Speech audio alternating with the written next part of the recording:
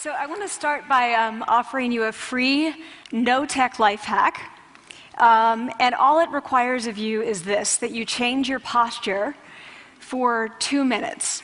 But before I give it away, I want to ask you to right now do a little audit of your body and what you're doing with your body. So how many of you are sort of making yourselves smaller? Maybe you're hunching, crossing your legs, maybe wrapping your ankles. Sometimes we hold on to our arms like this.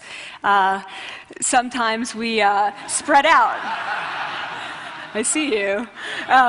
So I want you to pay attention to what you're doing right now. We're going to come back to that in a few minutes, and I'm hoping that if you sort of learn to tweak this a little bit, it could significantly change the way your life unfolds. So we're really fascinated with body language, and we're particularly interested in other people's body language. You know, we're interested in, like, an awkward interaction, or a smile, or a contemptuous glance, or maybe a very awkward wink, or maybe even something like a handshake. Here they are arriving at number 10, and look at this lucky policeman gets to shake hands with the President of the United States. Oh, and here comes the Prime Minister of the... No.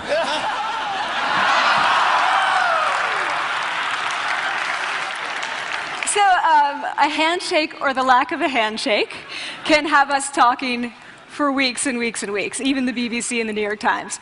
So obviously, when we think about nonverbal behavior or body language, but we call it nonverbals as social scientists, it's language. So we think about communication. When we think about communication, we think about interactions. So what is your body language communicating to me? What's mine communicating to you? And there's a lot of reason to believe that this is a valid way to look at this. So social scientists have spent a lot of time looking at the effects of our body language or other people's body language on judgments. And we make sweeping judgments and inferences from body language. And those judgments can predict really meaningful life outcomes, like who we hire or promote, who we ask out on a date. For example, Nalini Ambady, a researcher at Tufts University, shows that when people watch 30-second soundless clips of real physician-patient interactions, their judgments of the physician's niceness predict whether or not that physician will be sued. So it doesn't have to do so much with whether or not that physician was incompetent, but do we like that person and how they interacted? Even more dramatic, Alex Todorov at Princeton has shown us that judgments of political candidates' faces in just 1 second predict 70% of US Senate and gubernatorial race outcomes. And even, let's go digital, emoticons used well in online negotiations can lead you to claim more value from that negotiation. If you use them poorly, bad idea, right? So when we think of nonverbals, we think of how we judge others, how they judge us, and what the outcomes are. We tend to forget, though, the other audience that's influenced by our nonverbals, and that's ourselves. We are also influenced by our nonverbals, our thoughts and our feelings and our physiology. So what nonverbals am I talking about? I'm a social psychologist. I study prejudice, and I teach at a competitive business school. So it was inevitable that I would become interested in power dynamics. I became especially interested in nonverbal expressions of power and dominance.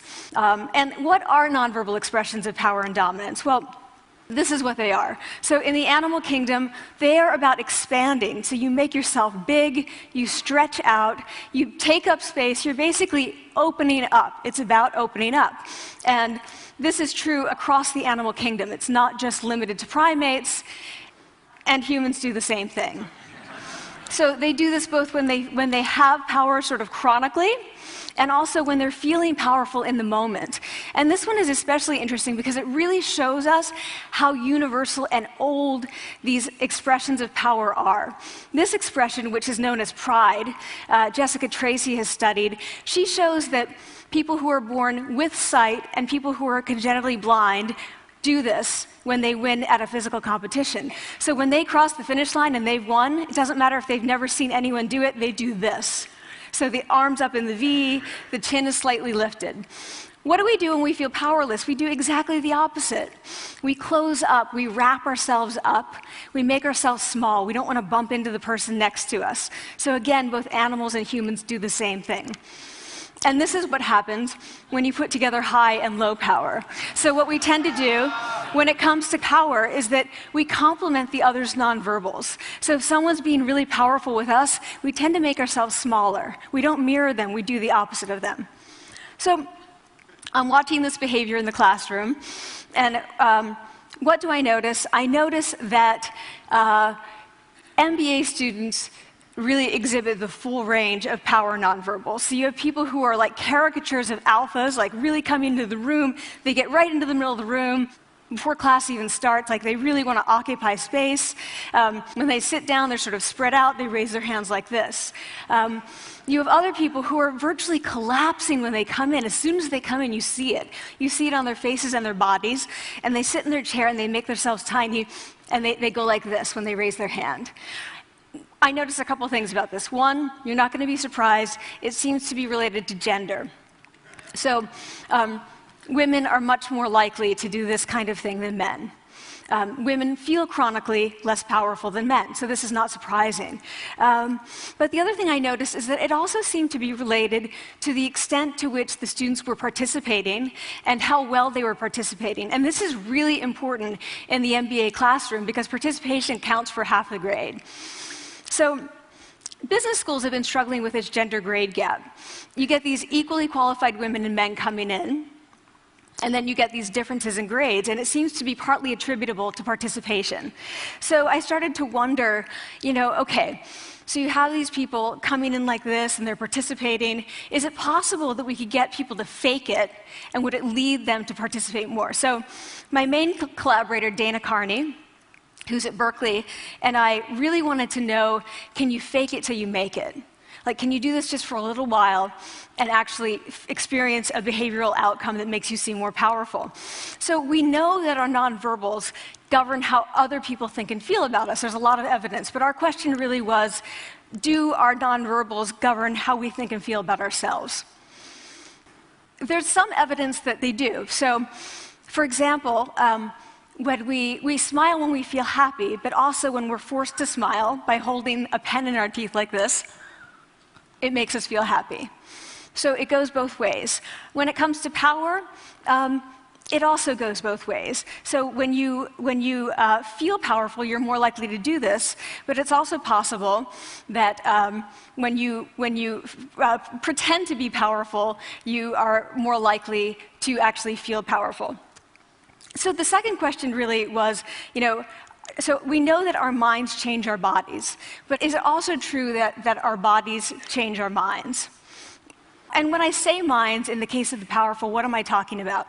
So I'm talking about thoughts and feelings and the sort of physiological things that make up our thoughts and feelings. And in my case, that's hormones. I look at hormones. So what do the minds of the powerful versus the powerless look like? So powerful people tend to be, not surprisingly, more assertive and more confident, more optimistic. They actually feel that they're going to win even at games of chance. They also tend to be able to think more abstractly. So there are a lot of differences. They take more risks. There are a lot of differences between powerful and powerless people. Physiologically, there also are differences on two key hormones, testosterone, which is the dominance hormone, and cortisol, which is the stress hormone. So what we find is that high-power alpha males in primate hierarchies have high testosterone and low cortisol. And powerful and effective leaders also have high testosterone and low cortisol. So what does that mean? When you think about power, people tended to think only about testosterone because that was about dominance. But really, power is also about how you react to stress. So do you want the high-power leader that's dominant, high on testosterone, but really stress reactive? Probably not, right? You want the person who's powerful and assertive and dominant, but not very stress reactive, the person who's laid back. So we know that in primate hierarchies, if an alpha needs to take over, if an individual needs to take over an alpha role sort of suddenly, within a few days, that individual's testosterone has gone up significantly and his cortisol has dropped significantly. So we have this evidence, both that the body can shape the mind, at least at the facial level, and also that role changes can shape the mind.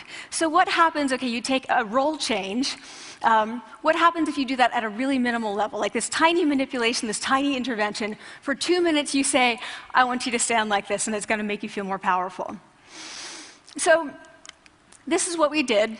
We decided to bring people into the lab and run a little experiment. And these people adopted for 2 minutes either high power poses or low power poses. And I'm just going to show you 5 of the poses, although they took on only 2. So here's one, couple more. This one has been dubbed the Wonder Woman by the media. Here are a couple more. So you can be standing or you can be sitting. And here are the low power poses. So you're folding up, you're making yourself small. This one is very low power. When you're touching your neck, you're really kind of protecting yourself. So this is what happens. They come in, they spit into a vial. We, for 2 minutes, say, you need to do this or this. They don't look at pictures of the poses. We don't want to prime them with the concept of power. We want them to be feeling power, right? So 2 minutes they do this. We then ask them, how powerful do you feel on a series of items? And then we give them an opportunity to gamble. And then we take another saliva sample. That's it. That's the whole experiment. So this is what we find. Risk tolerance, which is the gambling. What we find is that when you're in the high power pose condition, 86% of you will gamble. When you're in the low power pose condition, only 60%. And that's a pretty whopping significant difference. Here's what we find on testosterone. From their baseline when they come in, high power people experience about a 20% increase, and low power people experience about a 10% decrease. So again, 2 minutes and you get these changes. Here's what you get on cortisol. High power people experience about a 25% decrease, and the low power people experience about a 15% increase. So 2 minutes lead to these hormonal changes that configure your brain to basically be either assertive, confident, and comfortable, or really stress reactive, and feeling sort of shut down. And we've all had that feeling, right? So it seems that our nonverbals do govern how we think and feel about ourselves. So it's not just others, but it's also ourselves. Also, our bodies change our minds. But the next question, of course, is, can power posing for a few minutes really change your life in meaningful ways? So this is in the lab, it's this little task, it's just a couple of minutes. Where can you actually apply this, which we cared about, of course. And so we think it's really what matters, where you want to use this is evaluative situations, like social threat situations. Where are you being evaluated? Either by your friends, like for teenagers, it's at the lunchroom table. It could be, for some people, it's speaking at a school board meeting. It might be giving a pitch, or giving a talk like this, or doing a job interview. We decided that the one that most people could relate to, because most people had been through, was the job interview. So we published these findings, and the media are all over it, and they say, okay, so this is what you do when you go in for the job interview, right?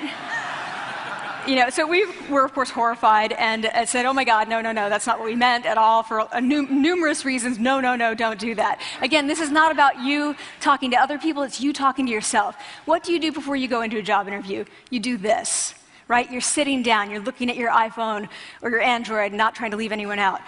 You're looking at your notes, you're hunching up, making yourself small, when really what you should be doing maybe is this, like in the bathroom, right? Do that, find 2 minutes. So that's what we want to test, okay? So we bring people into a lab, and they do either high or low power poses again. They go through a very stressful job interview. It's 5 minutes long. They are being recorded, they're being judged also, and the judges are trained to give no nonverbal feedback. So they look like this. Like, imagine this is the person interviewing you. So for 5 minutes, nothing. And this is worse than being heckled. People hate this. It's what Marianne LaFrance calls standing in social quicksand. So this really spikes your cortisol. So this is the job interview we put them through, because we really wanted to see what happened. We then have these coders look at these tapes, 4 of them. They're blind to the hypothesis, they're blind to the conditions. They have no idea who's been posing in what pose.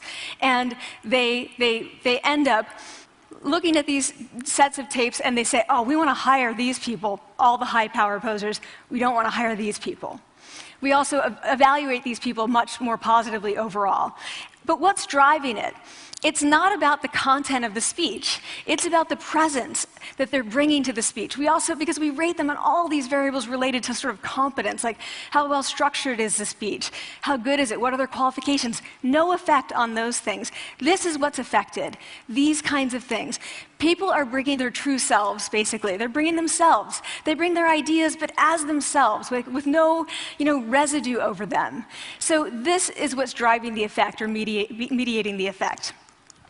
So when I tell people about this, that our bodies change our minds and our minds can change our behavior and our behavior can change our outcomes, they say to me, it feels fake, right? So I said fake it till you make it. It's not me. I don't want to get there and then still feel like a fraud. I don't want to feel like an imposter. I don't want to get there only to feel like I'm not supposed to be here. And that really resonated with me because I want to tell you a little story about being an imposter and feeling like I'm not supposed to be here.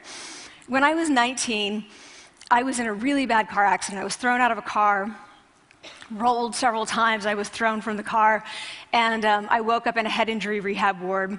And I had been withdrawn from college, and I learned that my IQ had dropped by 2 standard deviations, which was very traumatic. I knew my IQ because I had identified with being smart, and I had been called gifted as a child. So I'm taken out of college. I keep trying to go back. They say, you're not going to finish college. There are other things for you to do, but that's not going to work out for you. So I really struggled with this, and I have to say, having your identity taken from you, your core identity, and for me it was being smart, having that taken from you, there's nothing that leaves you feeling more powerless than that. So I felt entirely powerless. I worked and worked and worked, and I got lucky and worked and got lucky and worked. Eventually I graduated from college. It took me 4 years longer than my peers. And I convinced someone, my angel advisor, Susan Fisk, to take me on. And so I ended up at Princeton, and I was like, I am not supposed to be here. I am an imposter. And the night before my first year talk, and the first year talk at Princeton is a 20-minute talk to 20 people. That's it. I was so afraid of being found out the next day that I called her and said, I'm quitting. She was like, you are not quitting, because I took a gamble on you and you're staying. You're going to stay, and this is what you're going to do. You're going to fake it. You're going to do every talk that you ever get asked to do. You're just going to do it and do it and do it, even if you're terrified and just paralyzed and having an out-of-body experience until you have this moment where you say, oh my gosh, I'm doing it. I have become this. I am actually doing this. So that's what I did. 5 years in grad school. A few years, I'm at Northwestern. I moved to Harvard. I'm at Harvard. I'm not really thinking about it anymore, but for a long time I had been thinking, not supposed to be here, not supposed to be here.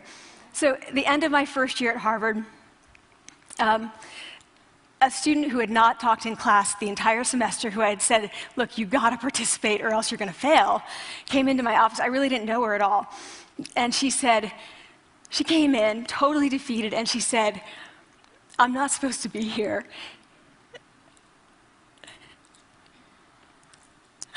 And that was the moment for me, because 2 things happened. One was that I realized, oh my gosh, I don't feel like that anymore. I don't feel that anymore, but she does, and I get that feeling. And the second was, she is supposed to be here. She can fake it, she can become it. So I was like, yes, you are. You are supposed to be here, and tomorrow you're going to fake it, you're going to make yourself powerful, and, you're going to...